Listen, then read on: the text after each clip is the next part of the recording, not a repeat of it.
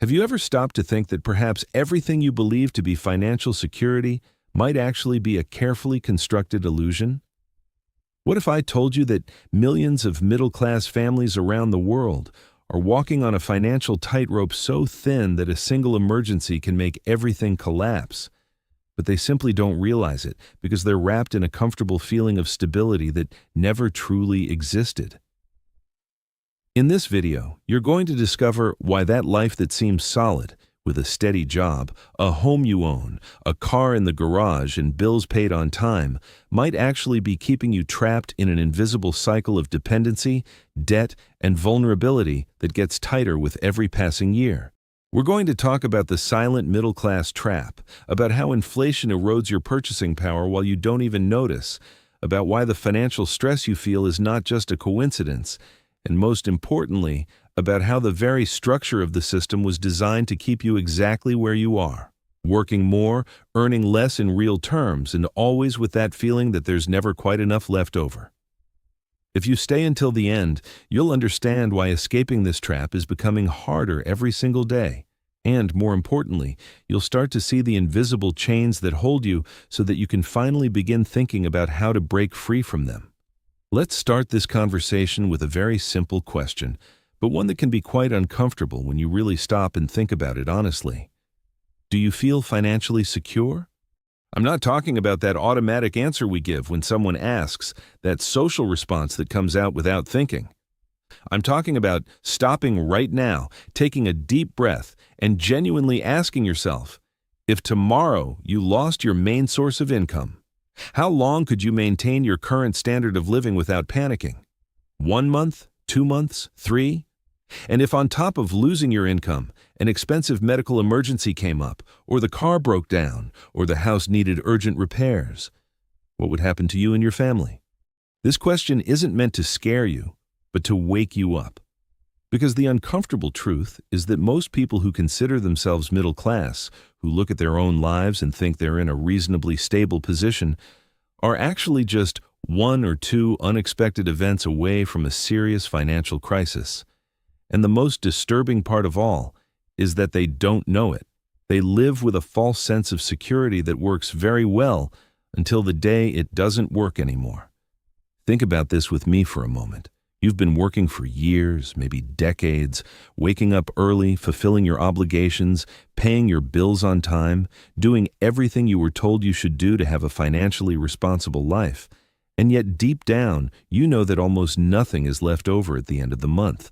You know you don't have a robust financial reserve. You know that any major unexpected event puts you in trouble. So tell me something. How can that be called security? How can that be considered stability? The answer is simple and at the same time disturbing. It can't. What exists isn't real security. What exists is the appearance of security, an illusion carefully maintained by a social and economic structure that needs you to continue exactly where you are, producing, consuming, paying interest, working more hours to maintain a standard of living that is actually eroding your freedom and your peace of mind without you even noticing. Now I want you to think about something that probably no one has ever explained to you quite this way. The middle class, that social position so many people aspire to reach and so many others struggle to maintain, was not created by accident. It was designed. It has a very specific function in the current economic system, and that function is not necessarily to make you prosperous or free. The function of the middle class is to be a gear that keeps everything running, to be the great engine of consumption, to be the tax base that sustains the state, to be the mass of qualified workers that produces value for large corporations without ever accumulating enough capital to become truly independent. This is not a conspiracy theory. It's simply understanding how the system works. And when you start to see this clearly, a lot of things that previously seemed confusing begin to make a frightening kind of sense. Why is it that even with increased productivity, even with all the technological advances that should be making life easier, the middle class today works more hours than it did 30 or 40 years ago? Why is it that even though you earn nominally more money than your parents did, you can buy fewer things, you live with less breathing room, you feel more financial pressure? Why is it that the promise that studying, working hard, and doing everything right would guarantee a comfortable life simply doesn't materialize for most people?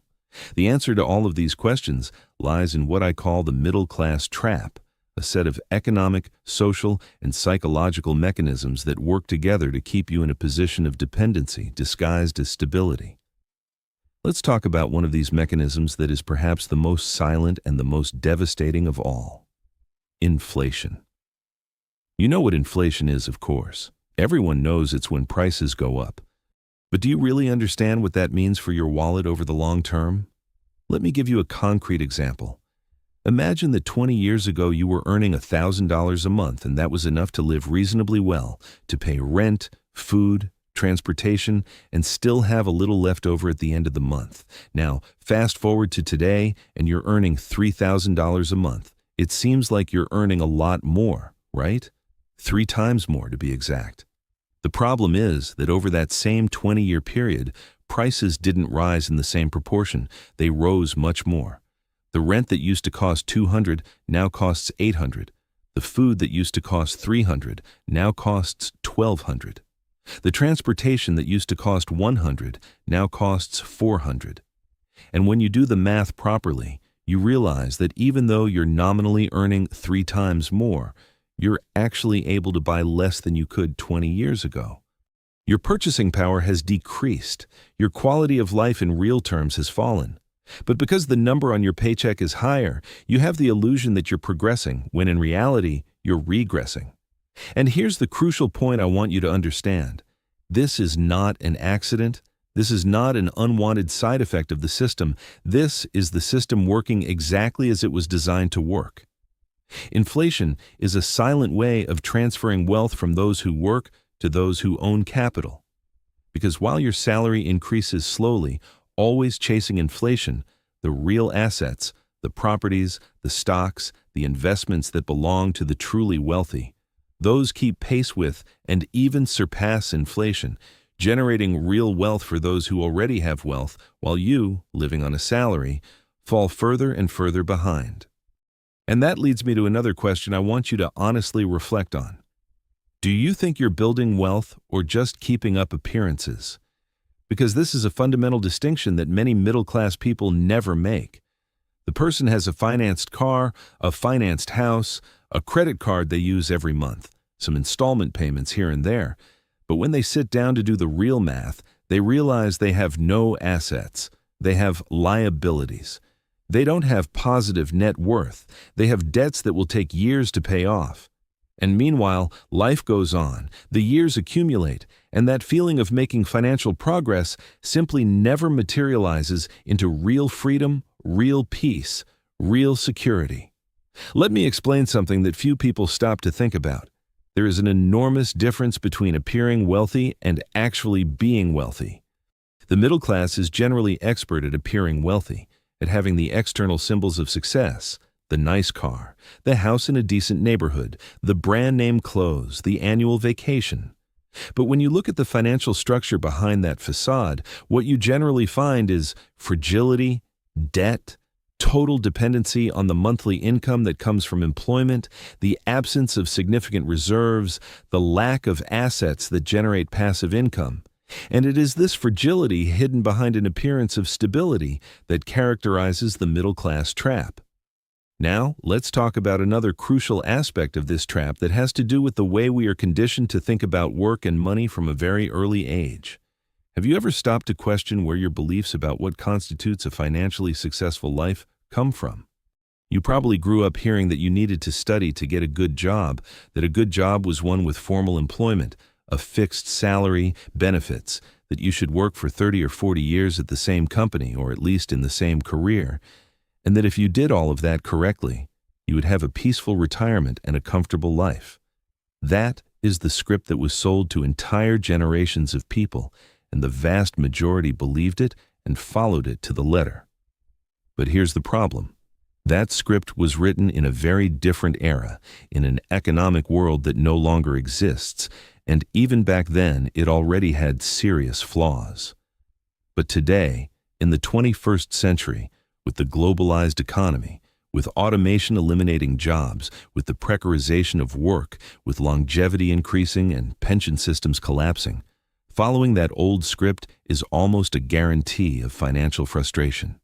But even knowing this, even seeing around them people who followed that path and didn't arrive where they expected, most people continue following it because they don't know an alternative, because they were conditioned to believe it's the only possible path, because questioning it generates anxiety, generates fear, and it's more comfortable to continue in the illusion of security than to face the uncomfortable truth that you might be on the wrong road. Let me ask you something that perhaps no one has ever asked you quite this way. Did you really choose the financial life you're living, or did you simply follow the script that was handed to you? Did you stop at some point to draw your own definition of financial success, or did you simply accept the definition that society, family, friends, and the media put in your head? Because here's a liberating truth: if you have the courage to embrace it, you don't need to follow the standard script. You can question everything. You can redesign your relationship with money. You can choose different priorities. You can build a different path. But to do that, you first need to see that you're in a trap. You need to recognize that the path that was sold to you is safe, is actually full of risks that nobody told you about. And you need to be willing to think differently, even if that takes you outside the psychological comfort zone of doing what everyone else does. Let's go deeper now into one of the cruelest aspects of the middle-class trap, which is the debt cycle. Do you know how this cycle works? It generally starts in a very innocent way. You need something you don't have the cash to buy outright. It could be a car to get to work, an appliance that broke and needs to be replaced, a medical emergency. It could be 1,000 different things. And so you use credit, you get a loan, you put it on the credit card in installments, you take out financing. And this seems to make sense because the monthly payment fits in the budget. You can manage to pay those $200 a month for 3 years. The problem is that 6 months later, another need comes up, and then another and another, and by the time you realize it, you're paying several different installments that added together consume an enormous slice of your monthly income. But because each one individually seems small, you don't notice you're trapped. And here's the most perverse point of the cycle. When you're paying off debts, you're not building wealth. You're working to pay for things you already consumed in the past. Meanwhile, life continues demanding new expenses, new needs arise, and because you're already committed to the old debts, you have no room to handle the new needs in a healthy way. So you take on more debt, which commits you further, which leaves you even more vulnerable, and the cycle perpetuates itself. Do you know someone in this situation? Or maybe you yourself are in it, and until now hadn't stopped to see the complete picture in this way. And here, I need to talk about something that many people don't like to hear, but that is absolutely true. Easy credit is not a favor the financial system is doing for you. It's a carefully designed trap to keep you imprisoned, to keep you dependent, to keep you working for decades paying interest on interest. Do you think banks offer credit because they want to help you realize your dreams? They offer credit because it's the most profitable business there is. It's how they make money, a lot of money. Your money, the money you worked hard to earn, but that ends up going into the pockets of those who already have a lot of money through the interest you pay. And the cleverest part of the system is that it was designed not to seem predatory, to seem normal, to seem even beneficial. Everyone finances their car, everyone finances their house, everyone uses credit cards, everyone pays in installments. So if everyone does it, it must be normal, it must be acceptable, it must be the right way to live, right? But what if I told you that this everyone is precisely the mass of people trapped in the middle-class trap, working more and more, earning less and less in real terms, living with increasing financial stress, never managing to accumulate real wealth? Do you still think you want to do what everyone does? Now let's touch on a point that is very important, but that people generally avoid facing: the emotional and psychological cost of living in the middle-class trap. Have you ever stopped to think about how much of your daily stress is related to money? How many nights of sleep have you lost worrying about bills? How many arguments have you had with your spouse over financial issues? How many times have you felt powerless, frustrated, exhausted from working so hard and seeing so little result in terms of financial freedom and peace? This stress is not an accident, it's not a flaw of yours. It's not a sign that you're not working hard enough. It's a direct and predictable consequence of being trapped in a system that was designed to extract the maximum value from your work while giving you back just enough to keep you functioning, keep you producing, keep you consuming, but never enough for you to break free. And here's something few people realize. This chronic stress doesn't just affect your mental health, it affects your decisions. It makes you more prone to seeking short-term relief that worsens your long-term situation. It makes you accept abusive working conditions because you need that paycheck. It prevents you from taking calculated risks that could improve your life because you have no safety margin. It basically paralyzes you in a position of perpetual survival where you can never make the leap to a better position. Have you ever wondered why rich people keep getting richer while the middle class keeps getting squeezed? It's not luck, it's not just hard work, it's understanding how the game works. The wealthy understand that money isn't only earned by working. Money multiplies when you have capital to invest, when you have assets that generate income, when you manage to make money work for you instead of you working for money. But the vast majority of the middle class never reaches that point because they never manage to accumulate enough capital to exit the cycle of trading time for money. They're always spending everything they earn, or worse, spending more than they earn through credit. And so nothing is ever left over to truly invest. Nothing is ever left to build assets. Nothing is ever left to start making money work in their favor. And when something finally is left over, the person generally doesn't know what to do with that money. They weren't financially educated, they don't understand investing, they're afraid to take risks, and they end up leaving the money sitting somewhere where inflation erodes its value, or worse, they end up spending it on some consumption that adds no real value to their life, but provides that momentary satisfaction that temporarily relieves the stress of being trapped. Let me ask you one more question for you to reflect on seriously. If you continue doing exactly what you're doing today, making the same financial decisions you've been making, maintaining the same consumption and savings habits, in 10 years, will you be in a significantly better financial position than you are today? Or will you basically be in the same place, just 10 years older and perhaps even more trapped because you'll have more responsibilities, more commitments, less energy? That's a tough question, I know, but it's a necessary one. Because the definition of insanity, according to Einstein, is doing the same thing over and over and expecting different results.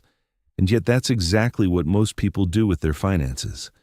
They continue in the same pattern year after year, hoping that things will magically improve, that magically more money will be left over, that magically that opportunity will appear that changes everything. But the truth is that real change requires different decisions, requires the courage to question the status quo, requires willingness to make choices that might not be popular or comfortable, but that pull you out of the trap and toward real freedom. Let's talk now about an aspect of the trap that is particularly cruel and has to do with time. Have you ever noticed that the more you work, the less time you have to think about your financial situation strategically? You spend the entire day busy earning money. You arrive home exhausted, barely have energy to deal with the immediate demands of family, home, and life, and certainly don't have the mental disposition to sit down and truly plan your long-term financial life. Study about investments, think about alternative ways to generate income, or question your consumption patterns. And here's the cruel irony. You're so busy earning money that you have no time to think about how to use that money intelligently. You're so stuck on the treadmill of working to pay bills that you can't stop to see that you're on a treadmill, that you're running but going nowhere. This is not a coincidence. It's part of the system's design. The more occupied you are just surviving, the less time you have to question, to learn, to organize yourself in a way that allows you to escape the trap. And so the cycle perpetuates itself, not through anyone's specific malice, but because that's how the system works when nobody questions it, when everyone simply accepts that things are this way, and that's that. Now I want to touch on something that's going to make a lot of people uncomfortable, but that needs to be said. A significant part of what you consume is not truly necessary. It's a response to poorly addressed emotional needs or to social pressures that you don't even realize you're responding to. Do you buy that brand name piece of clothing because you really need another piece of clothing, or because you want to feel that you belong to a certain group, that you have a certain status? Do you trade in the car because the previous one truly doesn't work anymore, or because you want to show yourself and others that you're progressing in life? Do you take the family on that expensive vacation because it's really the best way to create memories and connection, or because everyone in your social circle is doing it and you don't want to be left behind? These questions are uncomfortable because they touch on motivations we generally don't want to admit even to ourselves. But answering them honestly is absolutely crucial if you want to get out of the financial trap, because a large part of what keeps people trapped is unnecessary consumption motivated by psychological and social issues that were never adequately addressed. Do you know what one of the middle class's greatest fears is? It's not necessarily poverty, it's the loss of status. It's going backward. It's having to admit to yourself and to others that you couldn't maintain the standard. And this fear is so powerful that it makes people make absolutely irrational financial decisions. It makes the person continue paying the expensive private school tuition even while in debt because they don't want their children to lose educational quality.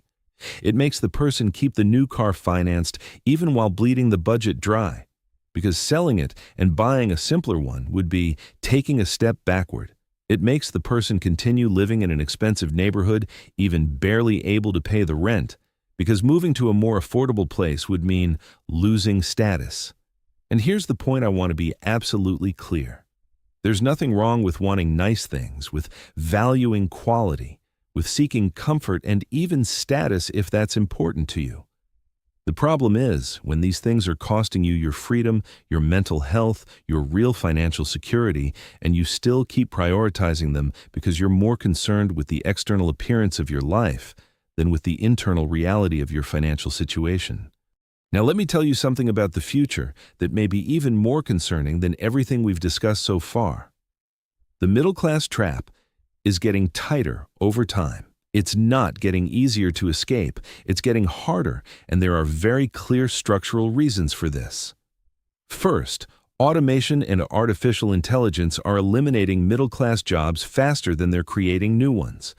Those office jobs, analyst positions, middle management roles, those jobs that were the backbone of the middle class, are being replaced by automated systems, and the jobs being created in their place generally pay less, have less security, fewer benefits. Second, the cost of essential goods, education, healthcare, housing, is rising much faster than general inflation and much faster than wages, which means that even if you earn nominally more money, you can buy less of these essential things, which leaves you more vulnerable, more dependent, more trapped. Third, the social safety net systems that gave the middle class some security, like public pension programs, are collapsing in various countries, which means the generation working today cannot count on a comfortable government-paid retirement like previous generations could. They'll have to figure it out on their own, and most are not remotely prepared for that. So tell me something. Knowing all of this, knowing the trap is getting tighter, that the traditional path is leading toward a cliff, why would you continue following that path? Out of inertia? Fear of the unknown? Lack of clear alternatives? Or because deep down you still believe that somehow you'll be the exception, that somehow things will work out for you even though they're not working out for most people in the same situation? I understand it's frightening to question everything you've believed your whole life about how to build a stable financial life.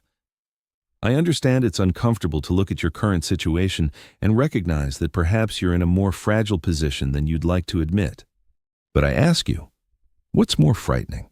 Facing reality now while there's still time to make meaningful adjustments, or continuing in the illusion until some external event forces you to face reality in the worst possible way, when you no longer have room to maneuver, when it's already too late to make gradual changes and you need to make drastic and painful ones? Let's talk now about what I call the invisible dependency that characterizes the middle-class trap. When you think of dependency, you probably think of someone receiving government assistance, living off social programs, someone who can't sustain themselves alone, right? But I want to show you that there's a form of dependency that is far more subtle but equally limiting, which characterizes the life of most middle-class people. It's total dependency on a single source of income, generally a job, and dependency on credit to maintain their standard of living. Think about it. If tomorrow you lose your job, what happens to your life? Immediate collapse, right? You can't pay for the house, can't pay for the car, can't maintain the family's standard of living. Within weeks or months, you're in a desperate situation. That's not independence. That's total dependency on an employer, on a monthly salary, on an external structure you don't control. And there's more. To maintain the standard of living you think you should have, you depend on credit, on financing, on installment plans, which means you're also dependent on the financial system lending you money at interest. And if tomorrow that credit is cut off, if the banks decide you're no longer a good risk, once again your life collapses. Where is the security in that? Where is the stability? Have you ever stopped to think that real financial security doesn't come from having a stable job?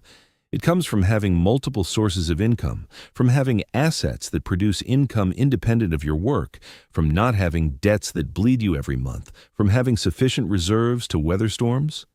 But when you're trapped in the middle-class trap, you never reach that point.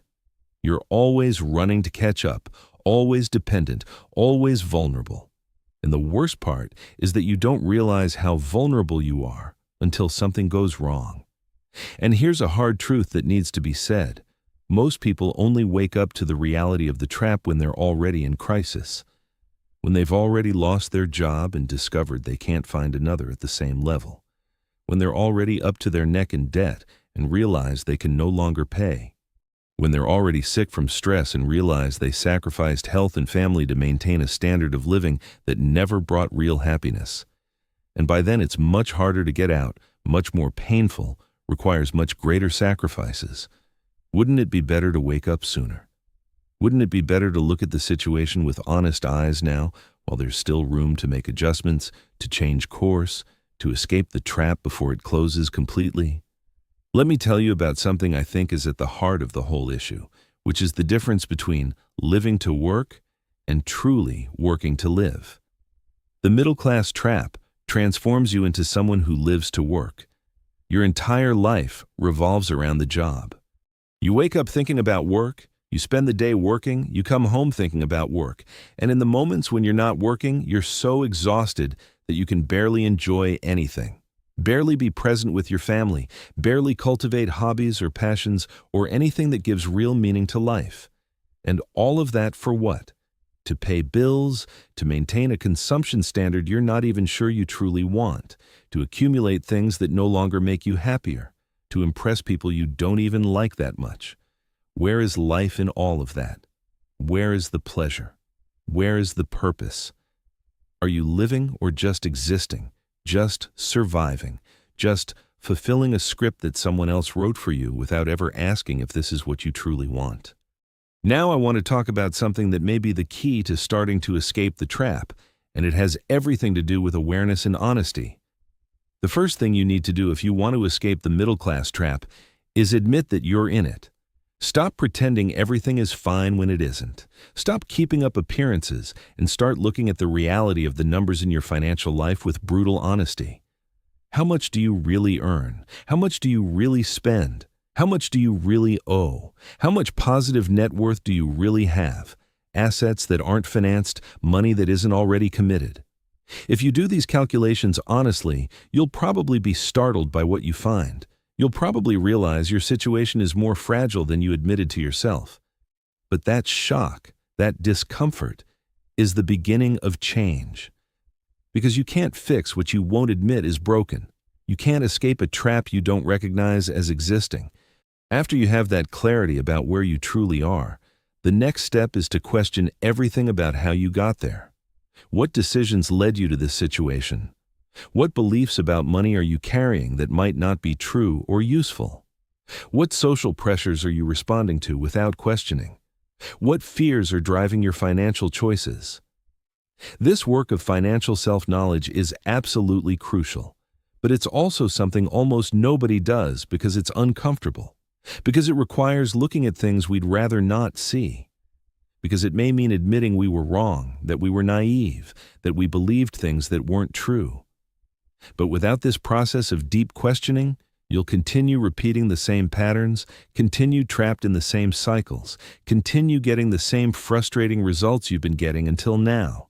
And there's one more thing I consider absolutely essential, which has to do with real financial education.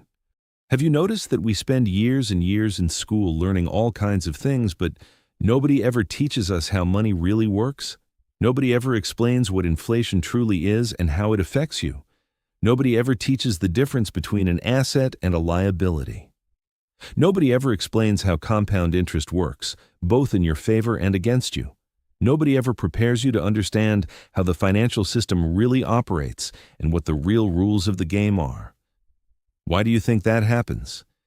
Could it be that a financially educated population would be harder to manipulate, harder to keep trapped in the cycles of consumption and debt?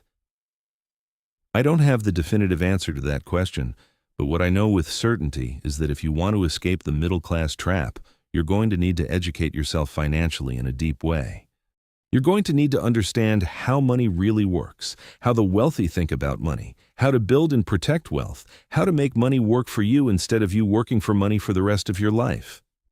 Let's talk now about an aspect that is often overlooked but is absolutely crucial, the question of mindset, of the psychology of money.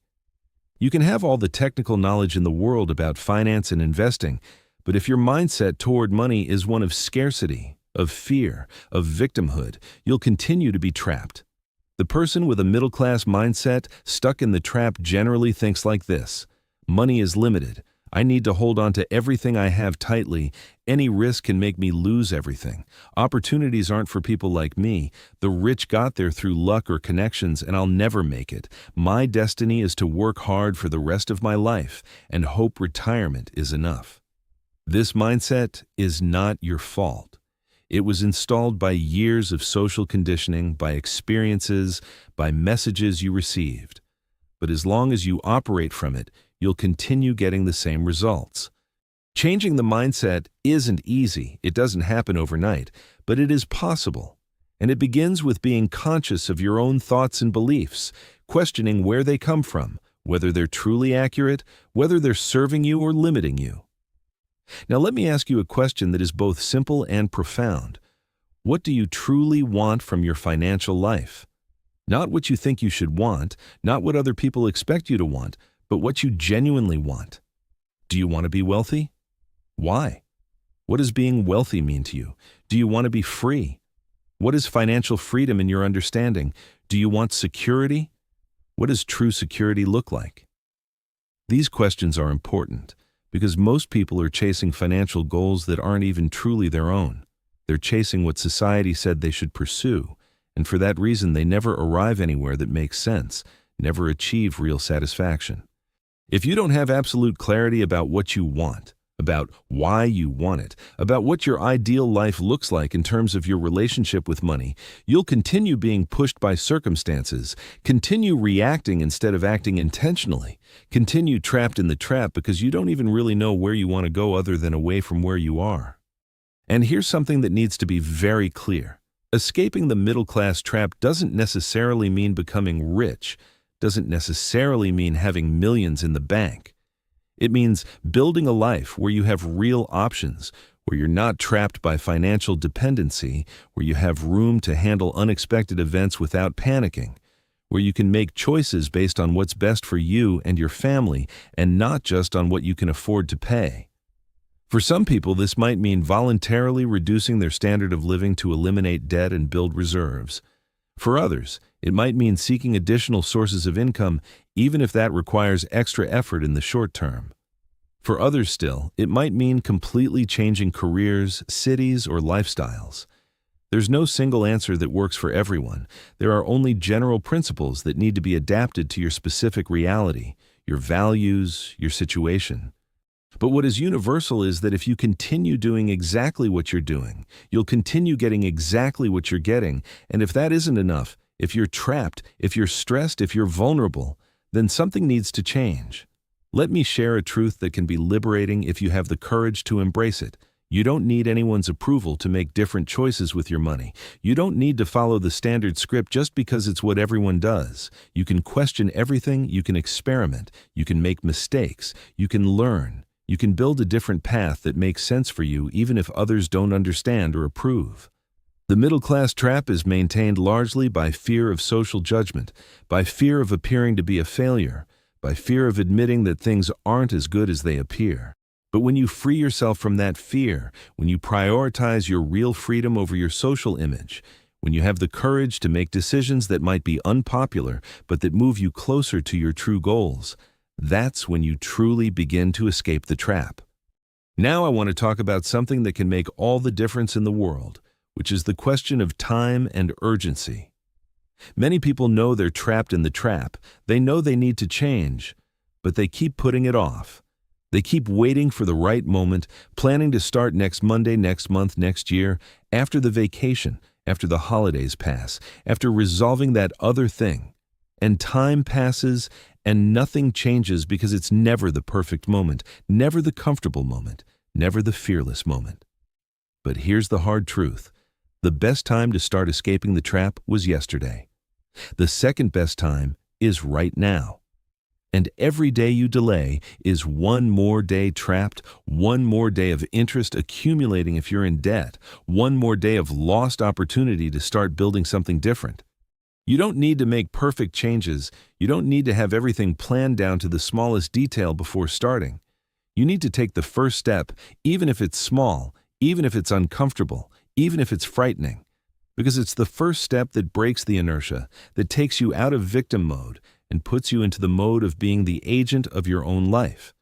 And let me say something I consider extremely important, which has to do with the question of personal responsibility versus understanding the system. When I talk about the middle-class trap, when I explain all these mechanisms that are keeping you trapped, it's not so you feel like a powerless victim of the system. It's not so you settle in thinking there's nothing you can do because everything is against you. It's precisely the opposite. It's so you understand how the game works so you can play it better. It's so you can see the real rules behind the apparent rules so you can make more informed choices. It's so you stop blaming yourself thinking you're in this situation merely because you're weak or stupid or lazy, and start understanding that you're inside a structure that was designed to produce exactly the result it's producing in your life. But at the same time, understanding the system doesn't exempt you from responsibility for your choices. You're still responsible for every decision you make with your money. You're still responsible for seeking knowledge, for questioning, for changing. You're still responsible for your life. What changes is that now you can do all of that with more awareness, more clarity, more power. We're getting close to the end of our conversation, and I want to leave you with some final reflections that I hope will keep echoing in your mind in the coming days. The first reflection is this: the middle-class trap is real. It's powerful. It's silent. But it is not invincible. Thousands of people have gotten out of it, and you can too. But it won't be easy, it won't be fast, it won't be comfortable. It will require you to question deep beliefs, change ingrained habits, make difficult decisions, face fears, and perhaps disappoint the expectations of other people. But the alternative is to remain trapped, remain stressed, remain vulnerable, continue watching the years pass without building real security. And that's not comfortable either. So you need to choose which discomfort you prefer, the discomfort of changing or the discomfort of staying where you are. The second reflection is about awareness. Everything begins with opening your eyes to the reality of your situation, to the patterns you've been repeating, to the forces acting on you. You can't change what you don't see. You can't escape a trap you don't recognize. So the first step, the most important of all, is to develop real awareness of your financial life.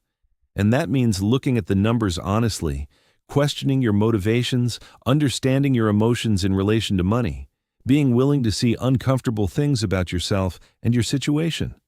The third reflection is about education. You can't play a game well when you don't know its rules. You need to educate yourself financially for real, not with superficial information, not with miraculous promises of getting rich quickly, but with solid knowledge about how money works, how the financial system operates, how to build wealth sustainably, how to protect what you build. And this education needs to be continuous, needs to be deep, needs to become a permanent habit, Because the financial world changes, the rules change, and you need to keep learning to remain relevant and protected. The fourth reflection is about action. Knowledge without action is useless. You can understand everything about the middle-class trap, but if you continue making the same decisions, you'll continue getting the same results. At some point, you need to act differently, need to make different choices even if they're frightening, need to leave the behavioral comfort zone, need to experiment, need to be willing to make mistakes and learn and adjust and try again. Because it's through action that real change happens. And the fifth and final reflection is about purpose. In the end, money is not an end in itself. It's a means. It's a tool. And the question you need to answer for yourself is, a tool for what? What do you want to build with your life? What kind of freedom do you seek? What kind of security matters to you? What values do you want to honor with your financial choices? When you have clarity of purpose, financial decisions become much simpler because you have a clear criterion for evaluating each choice. You ask whether it brings you closer to or farther from what truly matters to you, and you act accordingly, without being carried away by external pressures or automatic habits that no longer serve you. So I ask you one last time, what are you going to do with everything we discussed here? Are you going to close this video and continue living exactly as you were before, with the same beliefs, the same habits, the same fears, waiting for things to magically improve? Or are you going to use what you heard here as a call to wake up, to look honestly at your situation, to question, to learn, to change? The choice is yours and always has been. The trap is real, but you are not chained inside it. The chains may seem like iron, but they're made of habits and beliefs and fears. And these things can be changed. These things are under your control if you have the courage to take that control. Life doesn't have to be a desperate race to pay bills until the day you die or grow too old to work. It can be different. It can be lighter. It can be freer. It can have more choice, more peace. But that won't happen on its own. It won't happen by accident. It will happen if you decide it will happen and take the necessary actions to make it happen. So decide right now, today, in this moment, are you going to stay trapped or are you going to begin the process of freeing yourself? It doesn't matter how long you've been in the trap. It doesn't matter how many mistakes you've already made. It doesn't matter what your age or current situation is. What matters is what you decide to do from this point forward, because your financial future is not determined by your past. It's determined by the choices you make today, tomorrow, and every day that follows. Make those choices worth it. Make those choices take you where you truly want to be. And always remember, you deserve a financial life that gives you freedom and peace, not one that traps and stresses you. But that life will not be handed to you. You're going to need to build it, one conscious decision at a time. See you in the next video. Take care.